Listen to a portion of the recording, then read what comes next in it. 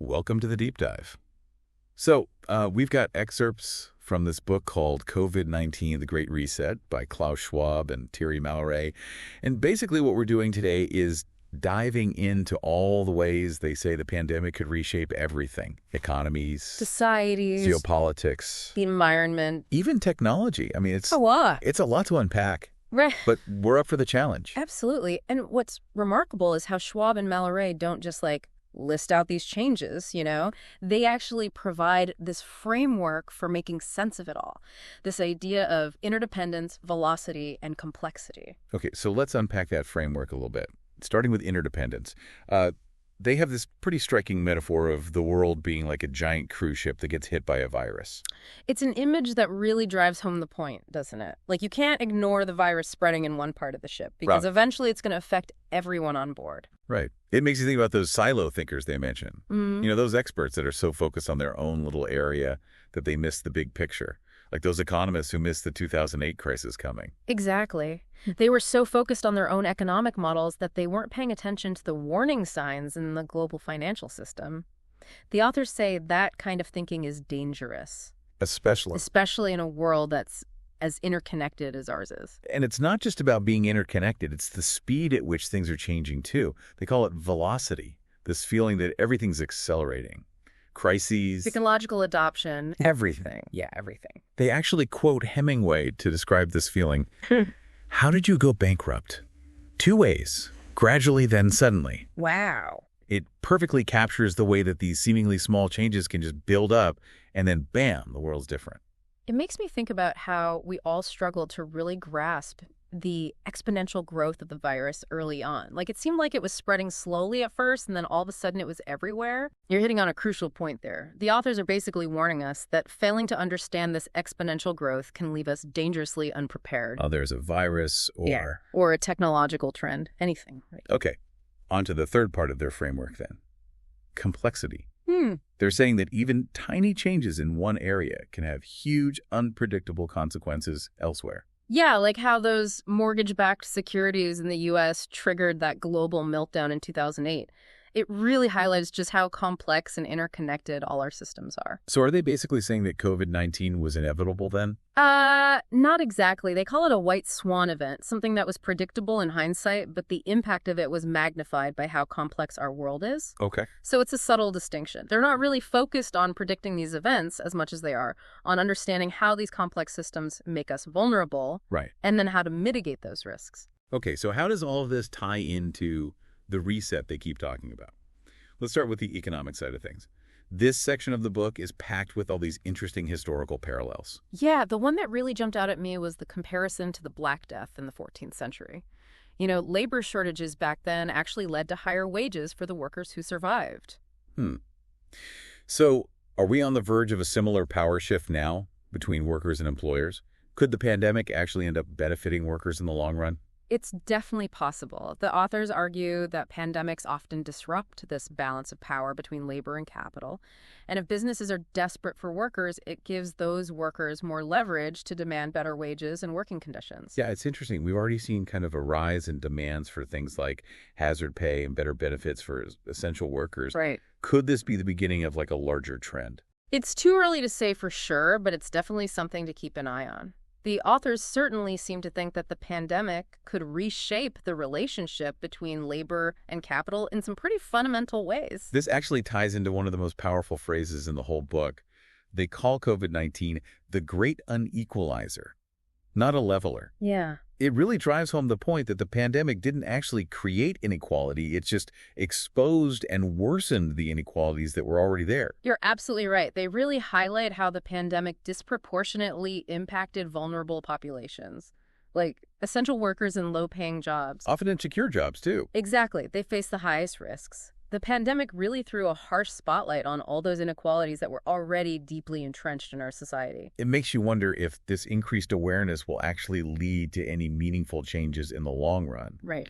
Will we see a shift towards policies that actually try to address these inequalities, or will things just eventually go back to the pre-pandemic status quo? That's the million-dollar question, isn't it? The authors seem to think that the pandemic has created an opportunity for real change. They argue that the scale of the crisis has forced governments to take on a more active role in addressing some of these social and economic challenges. Yeah, it's interesting how they point out that historically, major crises almost always lead to a stronger role for government. Yeah, think about World War II. Mm. It led to the creation of welfare systems in so many countries.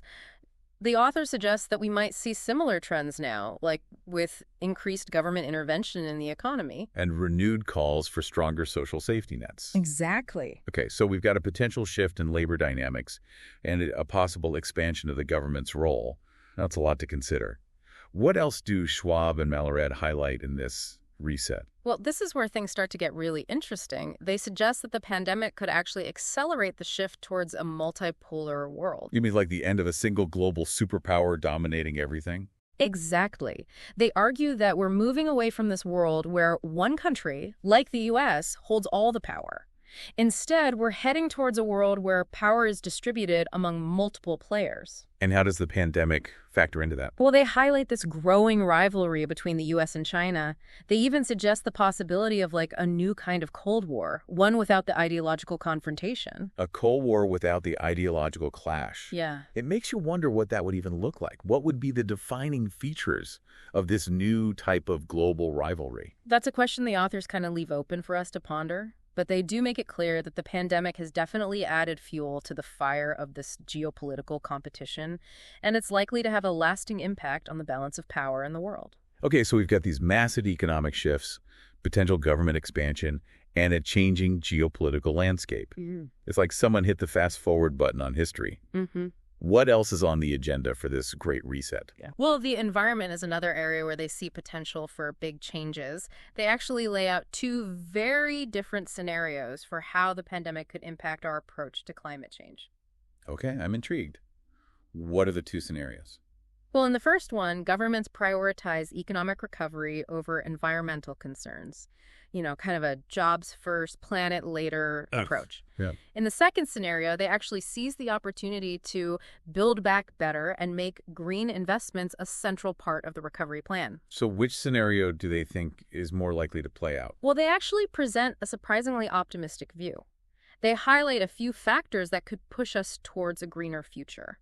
Like, for example, they mention the increasing influence of ESG investing. ESG investing. That's something I've heard people talk about, but I'm not entirely sure what it means. Yeah, it's basically a way for investors to put their money where their values are. So instead of just focusing on profits, they also consider the environmental and social impact of the companies they invest in. So it's like using your investment power to vote for a better world. Exactly. And the authors argue that this trend is gaining momentum, which could make it a really powerful force for change. They also point to the growing pressure from climate activists and the increasing awareness of the need for sustainable practices. Yeah, it does feel like there's been a shift in public opinion on climate change. It's not really a fringe issue anymore. People are starting to understand the urgency of the situation. Oh, you're right. And that shift in public opinion is creating pressure on governments and businesses to take action.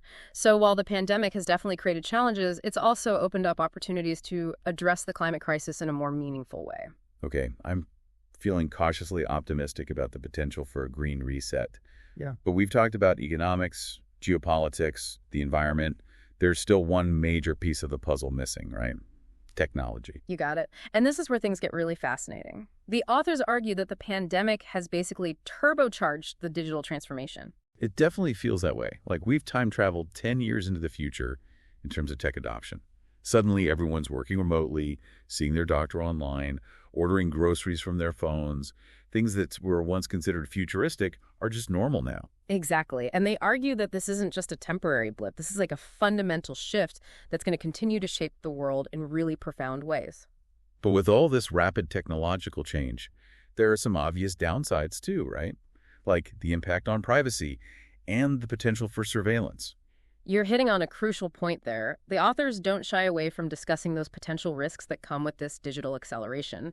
They warn about the possibility of dystopian outcomes, particularly with the rise of contact tracing apps and other surveillance technologies. I mean, those technologies can be powerful tools for managing a pandemic, but it's easy to see how they could be misused as well. It's like this tightrope walk between public health and individual freedom. Exactly. They highlight how the data collected for seemingly benevolent purposes, like tracking the spread of the virus, could be used for other less noble ends. It is a chilling thought. Yeah. So how do we balance the need for innovation with the protection of privacy in this new digital world? What kind of safeguards do we need to put in place? That's a question that societies are grappling with right now, and there are no easy answers. But the authors urge us to be proactive. They say we need to start thinking critically about data ownership, transparency, and accountability. Right. We can't just blindly embrace new technologies without considering their potential impact on individual liberties. It's like with any powerful tool. Yeah. Right. It can be used for good or for ill. Right. It all comes down to who's wielding it and what their intentions are. Exactly. The pandemic has accelerated the digital transformation, but it's also exposed the vulnerabilities of our existing systems. We need to use this moment to really have those difficult conversations about how to build a digital future that works for everyone, not just the tech giants and governments. Okay, so we've talked about the big picture reset across economies, governments, the environment, even technology. But what about the impact on specific industries? The book takes a closer look at how different sectors are adapting or struggling to adapt to this new reality, right? That's right. They point out how some industries, like online retail and delivery services, are absolutely booming, Right. while others, like airlines and traditional brick-and-mortar retail, are facing existential threats. It's like, It's a tale of two pandemics, isn't it? yeah, Some businesses have actually benefited from these shifts, while others are just struggling to survive. exactly. And they also delve into this idea of resilient supply chains, arguing that companies need to move away from that just-in-time model that's been so popular in recent decades. You mean that idea of keeping inventory really lean and relying on global suppliers to deliver goods exactly when you need them? Yes. The pandemic really exposed the fragility of that approach, didn't it? It did. Global supply chains got totally snarled. Companies suddenly found themselves without the materials they needed to operate. Yeah, it was a real wake-up call for a lot of companies. Forced them to rethink their whole approach to supply chain management. So what are the authors suggesting as an alternative? Well, they argue that companies need to start prioritizing resilience over efficiency. That means diversifying their suppliers, building in redundancies, maybe even bringing some manufacturing back closer to home. So basically a shift away from lean manufacturing and towards a more robust approach, even if it's slightly less cost-effective. Exactly. They predict a move towards what they call just-in-case supply chains. Okay. Ones that can better withstand these disruptions, whether it's another pandemic, a natural disaster, or even a geopolitical conflict. It's kind of like having a backup generator for your house. Yeah, You might not need it very often, but when the power goes out, you're sure glad you have it. that's a great analogy. The pandemic has been a stark reminder that unexpected events can and do happen. And companies are starting to realize that building that resilience into their operations is no longer optional. It's essential for survival. Okay, so we've covered the big picture shifts, the impact on specific industries. But what about the reset on a personal level? This is where the book gets really introspective, right? You're right. The last section of the book delves into the psychological and personal impacts of the pandemic, and it's definitely the most thought-provoking part. It's really about how COVID-19 forced us to confront some uncomfortable truths about ourselves and the world that we live in. It really does feel like we've all been through this collective trauma, doesn't it? Yeah. The fear, the isolation, the uncertainty. It's had a profound impact on our mental and emotional well-being. Absolutely. And the authors explore this in depth. They discuss things like, the fear of death, the longing for connection. The search for meaning in a world that suddenly feels very fragile. One of the things that struck me was their discussion of this renewed appreciation for nature that a lot of people experienced during the pandemic. It's fascinating, isn't it? With lockdowns and social distancing measures in place, people were suddenly craving the outdoors. Right. Parks and green spaces became these sanctuaries, places where people could escape the confines of their homes and reconnect with something larger than themselves. They talk about how nature became this source of solace and rejuvenation for people who were struggling with the stress and the anxiety and the loneliness of lockdown. It makes you wonder if this pandemic-induced appreciation for nature will actually translate into more sustainable practices in the long run. Will people be more mindful of their impact on the environment after experiencing firsthand how essential nature is for our well-being? That's a question I've been asking myself as well. The pandemic has shown us just how interconnected we are with the natural world, not just physically, but emotionally and spiritually as well. Hopefully that awareness will lead to some positive changes in the way we treat the planet. It also raises questions about the way we design our cities and our lives. Right. Are we prioritizing nature enough? Are we creating spaces that actually promote well-being and connection to the natural world? The pandemic has forced us to kind of rethink these really fundamental aspects of our lives. It's a crucial conversation to have as we move forward. The authors also delve into the impact of the pandemic on mental health, which has been absolutely devastating. Yeah, it's a crisis within a crisis, isn't it? The rates of anxiety and depression And domestic violence. skyrocketed. Yeah. The pandemic has really exposed just how fragile our mental health infrastructure is. You're absolutely right. And the authors are calling for a major shift in the way we approach mental health.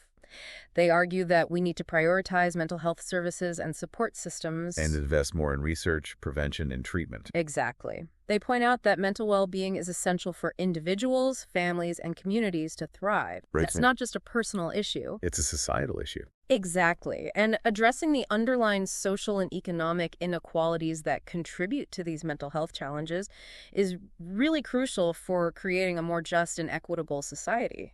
You've hit on a key point there. The pandemic has really highlighted the interconnectedness of everything, hasn't it?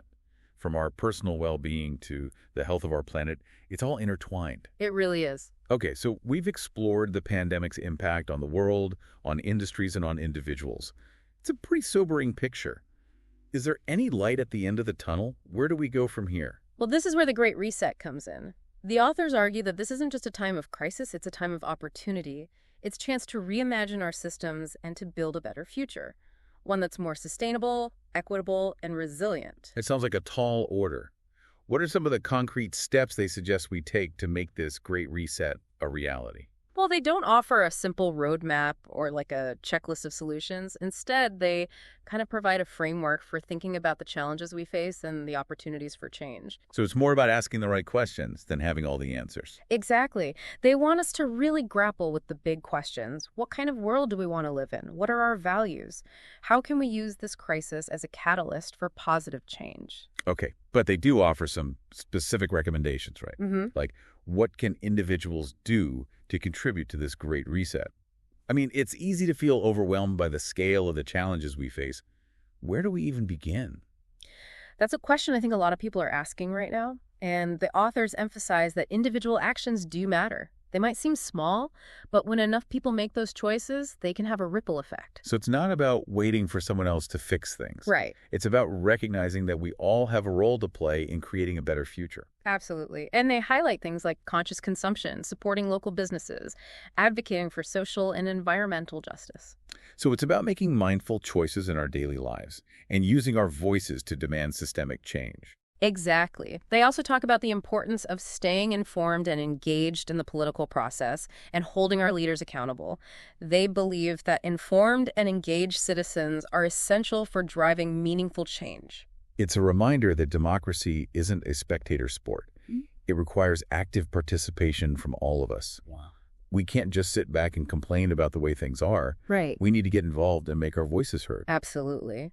And they argue that the pandemic has actually created a unique opportunity for this kind of collective action. It's shaken things up, disrupted the status quo, and opened up this space for new ideas and new ways of doing things. It's like that saying, never let a good crisis go to waste. Exactly. This is our chance to reimagine the world, to build something better from the ashes of what was. Exactly. They believe that we're at a crossroads and that the choices we make now will determine the course of the future. It's a time for courage, for creativity, for collaboration. Yeah. It's a time to come together and demand a better future for ourselves and for generations to come. I think that's a powerful message to end on.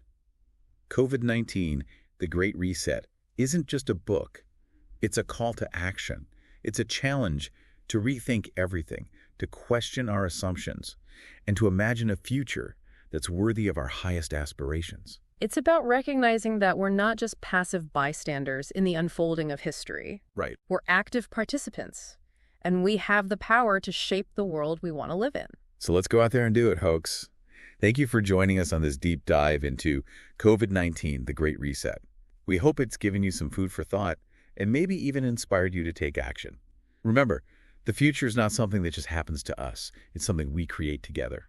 Welcome back. So before the break, we were talking about individual action, but there's another layer to this Great Reset that we need to unpack, this technological transformation that's been happening at warp speed. Yeah, you're right. It's like the pandemic just hit. Fast forward on everything digital. Yeah. Suddenly we were all working from home, ordering groceries online, socializing through screens. It's amazing how quickly things changed. Yeah. And the authors say this rapid adoption of technology isn't just some temporary thing. Right. It's a fundamental shift that's going to continue to shape our world. I mean, it does feel like we've been catapulted into the future, doesn't it? Things that seemed futuristic just a few years ago are just like part of everyday life now. Exactly. But with all this incredible innovation, it comes some very real concerns about privacy and surveillance. Right. We can't just ignore those. Yeah, it's like every time you download a new app or sign up for a new service, you're giving away a little piece of your digital self. Makes you wonder who has access to all that data and what they're doing with it. That's the crux of it, isn't it? The authors warn about the possibility of these dystopian outcomes, especially with the rise of contact tracing apps and other surveillance technologies. Think about it. Data collected to track the spread of a virus could easily be used for other, less noble purposes. Yeah. It's a bit unsettling to think about, isn't it? It's like this feeling of constantly being watched. Yeah. Like our every move is being tracked and analyzed. Right. And that's why the authors urge us to be proactive in shaping the digital future we want. Right. One that balances innovation with protection of individual rights. They challenge us to really think critically about data ownership, transparency, and accountability. So it's not just about blindly embracing new technologies. Right. It's about using them responsibly and ethically. Exactly. It's about being informed and empowered as digital citizens. The pandemic has accelerated this digital transformation, but it's also exposed the vulnerabilities of our existing systems. Right. We can't just blindly trust that technology will always be used for good. Right. We need to be vigilant about protecting our digital rights and demanding accountability from those in power. It's like we're all pioneers on this new digital frontier, and we need to establish some ground rules before things get out of hand. That's a great way to put it. We need to shape this digital landscape before it shapes us. Okay, so let's shift gears a bit and talk about how this Great Reset is impacting specific industries. You were mentioning before the break how the pandemic created some clear winners and losers in the business world. Yeah, it's pretty stark. You've got companies like Amazon and Zoom seeing this explosive growth, while industries like airlines and traditional retail are struggling to survive. Yeah. It's like the pandemic accelerated existing trends, but it also created this whole new set of challenges for businesses. Exactly. And it's not just about who's thriving and who's struggling. Right. It's also about how companies are adapting to this new reality. The authors talk a lot about the importance of resilient supply chains, arguing that companies need to move away from that just-in-time model that's been so popular. Right, that idea of minimizing inventory and rely on this complex network of global suppliers to deliver goods exactly when you need them. Exactly. But the pandemic really threw a wrench in that system, didn't it? Absolutely. Global supply chains got totally snarled, and suddenly companies were scrambling to find alternative suppliers and dealing with these massive delays. The authors argue that this really exposed the fragility of that approach and that companies need to start prioritizing resilience over efficiency. So it's about having a backup plan for your backup plan, a bit like those emergency kits people keep in their homes for natural disasters. That's a great analogy. It's about anticipating those potential disruptions and building in redundancies. The authors predict a shift toward what they call just-in-case supply chains. Okay. Ones that can better withstand unexpected events, whether it's another pandemic, a natural disaster, even a geopolitical conflict. So diversifying suppliers, building in redundancies, maybe even bringing some manufacturing back closer to home. Yeah. And it makes sense.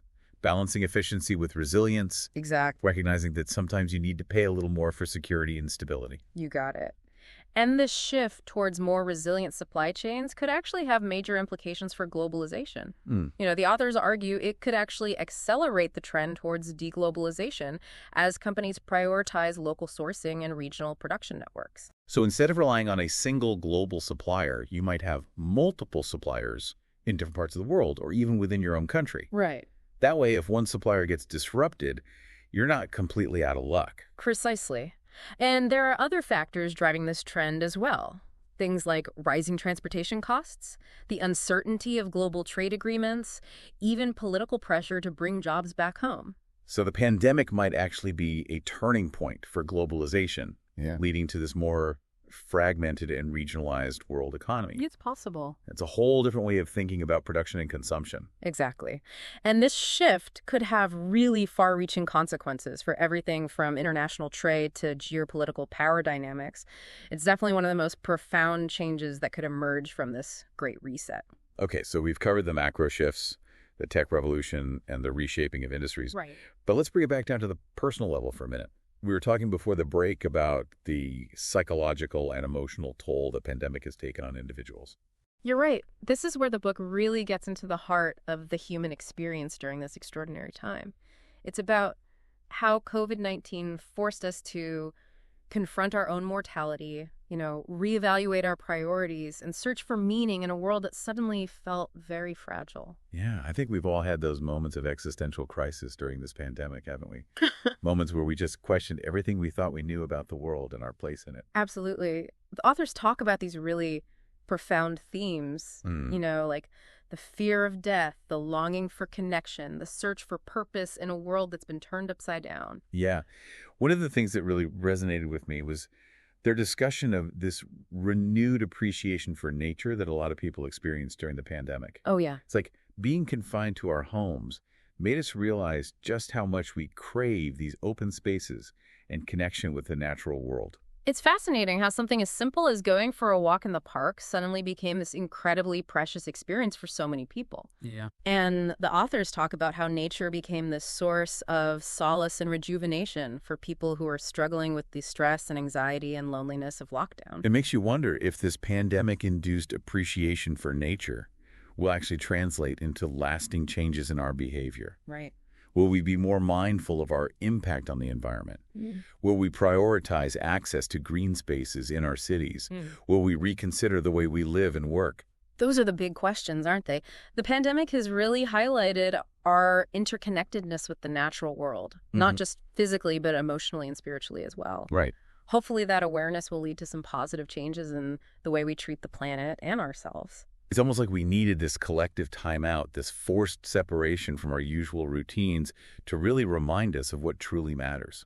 You've hit on something really profound there. The pandemic has forced us to slow down, to really pay attention to those things we often take for granted, and reevaluate our relationship with the natural world. It's been a difficult and often painful process, but it's also been an opportunity for growth and reflection.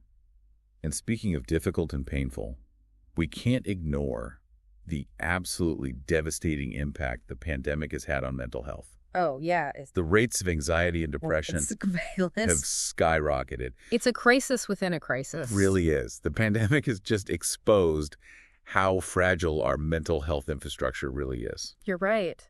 And the authors acknowledge this. They argue that we need a fundamental shift in the way we approach mental health, both individually and as a society.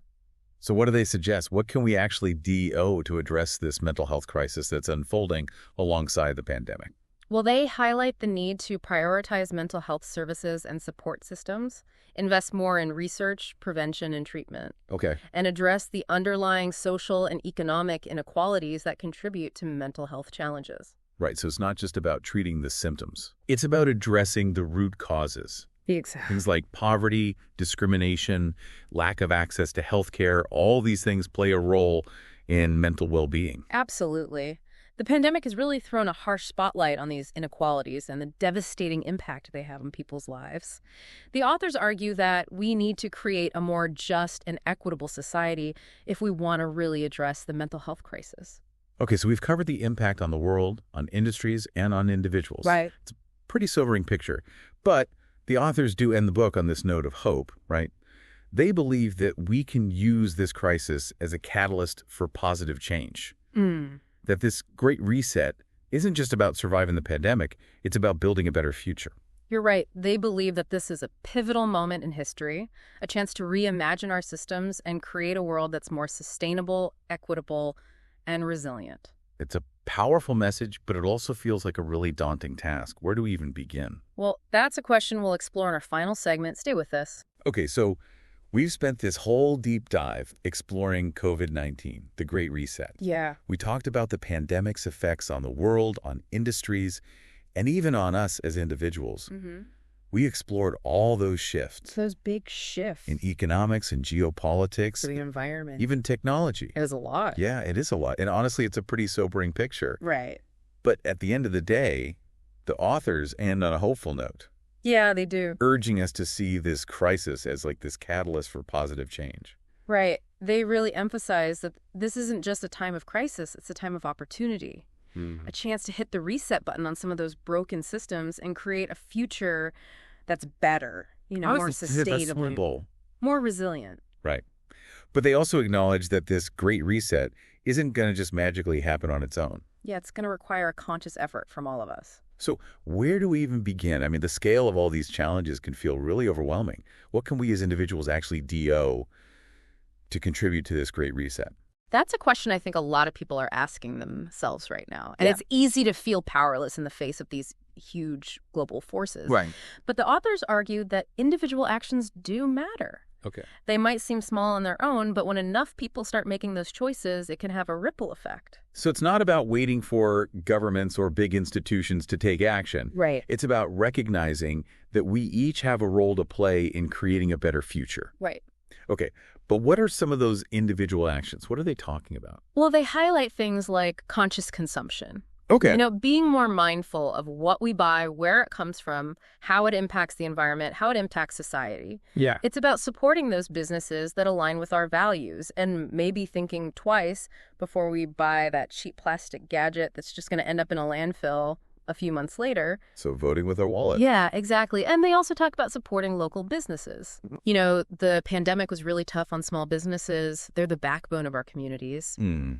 By choosing to shop local whenever we can, we're not just supporting our neighbors, we're also investing in those local economies, making them more resilient. It's a good reminder that our everyday choices can have a real impact, both on the environment and on the well-being of our communities. Absolutely. And it's not just about our consumer choices either. Right. They talk about the importance of advocating for social and environmental justice.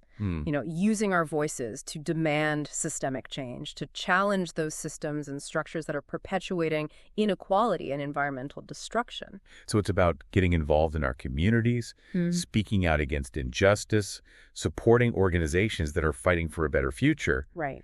It's about recognizing that we're not just consumers, Right. we're citizens, and we have this responsibility to shape the world we want to live in. You got it. And that also means staying informed and engaged in the political process. Yeah. It's easy to get cynical about politics. It is. But they remind us that informed and engaged citizens are essential for holding our leaders accountable and driving meaningful change.